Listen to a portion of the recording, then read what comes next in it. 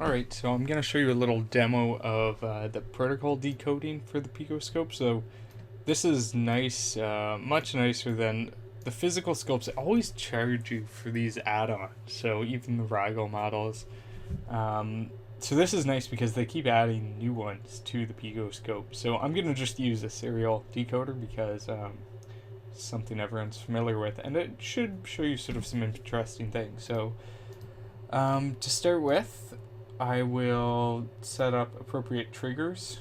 So falling edge, and if I pull up my little window here, I can just send A. And so we can see it's all more or less set up here.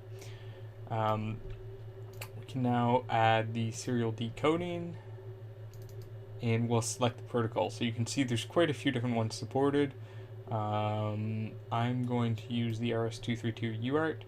And you can just hit this button and it auto detects the baud, and that's just about, I think I had requested 230 baud, so I don't know how accurate the actual baud settings of this device are, and it detects the logic threshold as well.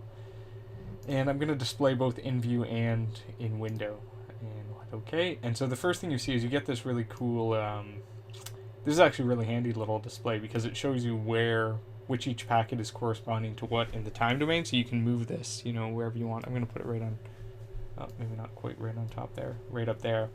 And then down here we have information about each received byte, so I'm just going to start the trigger again, send a longer string, hello there, oops, how are you?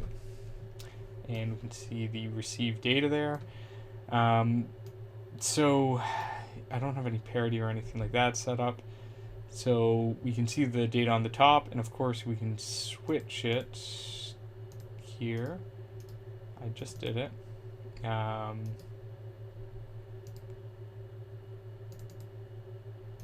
did I do that? Okay, here we go. Display format ASCII. So hello there, how are you? And you can select to put on some specific fields. So a cool field here is if I enable the statistics, you can actually see the length of the packet and timing. So if you're making your own serial link, you have some code, especially if you're doing something like a software UART, it's super handy to be able to check all these things here, and then some of the voltage differences in max min voltages.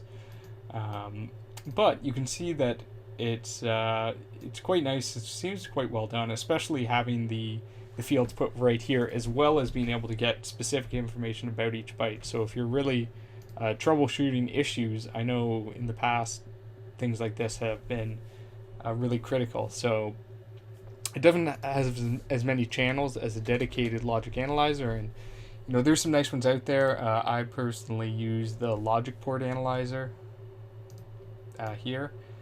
I know there's a Logic 16 device, something like that, but you don't get the analog information, which is why it's also really handy having it on the scope, because, for example, you can verify rising and fall time, see noise, see where it's at, and it's made a lot easier by having these statistics that you can just run things through. So that's just sort of a quick overview of using the decoders on the PicoScope, and I actually am also going to show you in a separate video how to use the arbitrary waveform generator to take this data and then send it back out, and then you can also modify the data a bit to see how how sensitive your system is to timing variations.